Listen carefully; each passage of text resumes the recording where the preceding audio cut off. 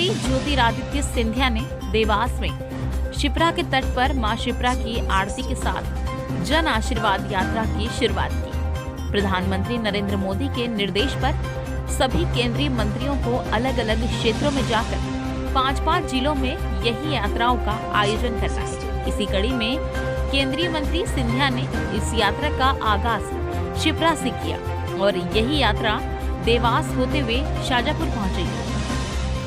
देवास में पत्रकारों से रूबरू होते हुए श्री सिंधिया ने कहा कि कांग्रेस गिरगिट है।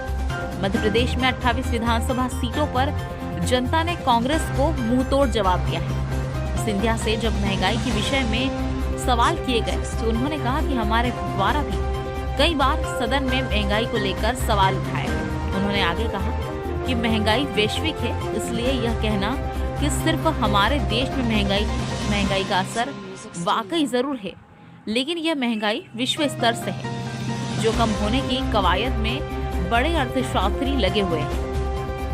केंद्रीय मंत्री ज्योतिरादित्य सिंधिया ने कांग्रेस को कोसते हुए कहा कि कोरोना काल में एक भी कांग्रेसी मदद के लिए आगे नहीं आया।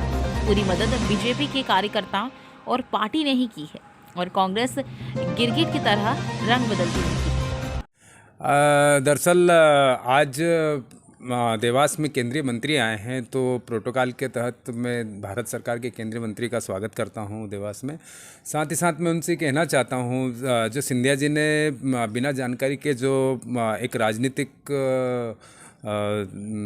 बयान देवास में जो दिया है, दरअसल उनके पास में देवास विधायिका भी वहीं पे विराजमान थी और साथ ही साथ देवास सांसद जी भी विराजमान थे, साथ ही साथ भाजपा जिला अध्यक्ष भी वहीं पर विराजमान थे।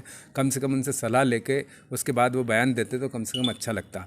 इनका जो दोहरा मापदंड ये जो लोग अपनाते हैं, जब कोरोना काल चालू रहता है, जब ये सब बातें जिस प्रकार की बातें करते हैं कि पार्टी पॉलिटिक्स से ऊपर उठकर हमको लोगों की जनता की सेवा करना चाहिए, ना बीजेपी ना कांग्रेस। और अब जैसे ही किसी भी प्रकार से कोई आपदा का निकलने के बाद में तुरंत अवसर को हथियार लेते हैं और ज़ोर ज़ोर से झूठ बोलना चिल्लाना इनका पहले से ही काम है। पहले सिंधिया जी ऐसा नहीं हुआ करते थे, लेकिन अभी भारतीय जनता पार्टी में जाने के बाद में शायद असर उनके अंदर भी आना चालू हुआ।